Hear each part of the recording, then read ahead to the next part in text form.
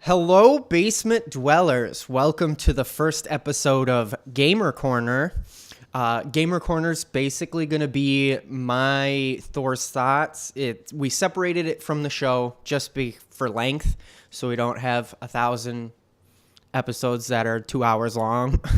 So basically, you should see a couple more Gamer Corners out, whenever something cool or different happens gaming-wise. If you guys have any suggestions, feel free to throw them out there. Today, we are going to talk about XCOM 2. So it just came out, I want to say a week or two ago. So if you haven't played it yet, it's definitely what you'd expect out of the XCOM series. Basically, what XCOM is it's going to be your space stuff. Like I was telling Thor and them, if you think Independence Day was cool or the new one coming out looks cool, it's a game version of that, essentially. You are a government agency trying to stop aliens who are invading Earth. Or in XCOM 2, they've already succeeded in taking over the Earth, and you are basically terrorists trying to stop the aliens from doing whatever evil stuff they're trying to do. Now, it's a top-down strategy game, so you take control of 5 to 6 squad members. You run them around a map, trying to kill a bunch of aliens on the map and do some sort of objective, whether it's save some VIPs or just mess up some dudes. So, and the game is 110% hard. If you played the first one, it's definitely a step up in difficulty. By no means is it the hardest game imaginable. I mean, I've heard there's already a bunch of mods out to make the game even harder for crazy people. But, I mean, I'm having a rough go of it as is. I have not completed my first playthrough yet, but I'm pretty slow. One mission usually takes me at least a half hour because I don't want to lose any of my beautiful soldiers who I've worked so hard to get the rank they are.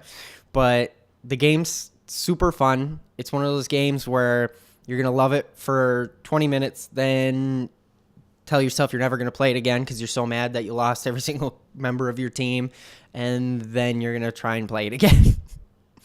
It definitely, as far as strategy games go, I enjoy the same sort of, it's like Fire Emblem. I enjoy the little, you control a small squad, and it's turn-based, so it's not like your StarCraft or some of those other strategy games. Honestly, even Civ, it's a little different, even though they're both turn-based, because the base you control is in real time, because days pass, and you have to basically prepare your guys for whatever the aliens are planning.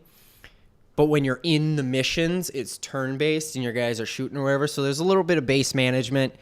Something you're going to have to get used to is you're never going to have resources. You're always out of everything. And you're always like, I have 6 researches I need to do to get my guys more armor and more weapons. And it's just a struggle. The game's a struggle. It's you're never like, man, I have too much of everything right now. So, yeah, it's tough. So be prepared for a hard go of it. Look of the game is pretty good. It's by no means gonna, blow your monitors out of the water or anything. Nothing too crazy because it is turn-based, so the graphics are within reason. I'd say probably my favorite part of the game is you get the new customization with your soldiers. Because in the first XCOM, you could name people and stuff, but it didn't really feel like you were making your soldiers. Now you can literally, change the face. It's not quite like your Skyrims or any of those other games where you get crazy with your character customization. But, I mean, you scroll through a few faces, a few nations, a few this and that, and you can get some pretty awesome little soldiers going and name them after whoever, give them their nicknames, set what type of soldier they're going to be after they rank up, and instead of just a standard rookie, you can get your Rangers, which is just going to be like your standard soldiers with shotguns and swords and whatnot. You're definitely going to have to prepare for some new enemies because we've got some crazy new guys coming at you. You still got your classics, your sectoids, your mutons, the new thin men, they're snake creatures. They're just as annoying. They poison a little less, but they've replaced that with a grab that sucks you across the map, and then they coil around you.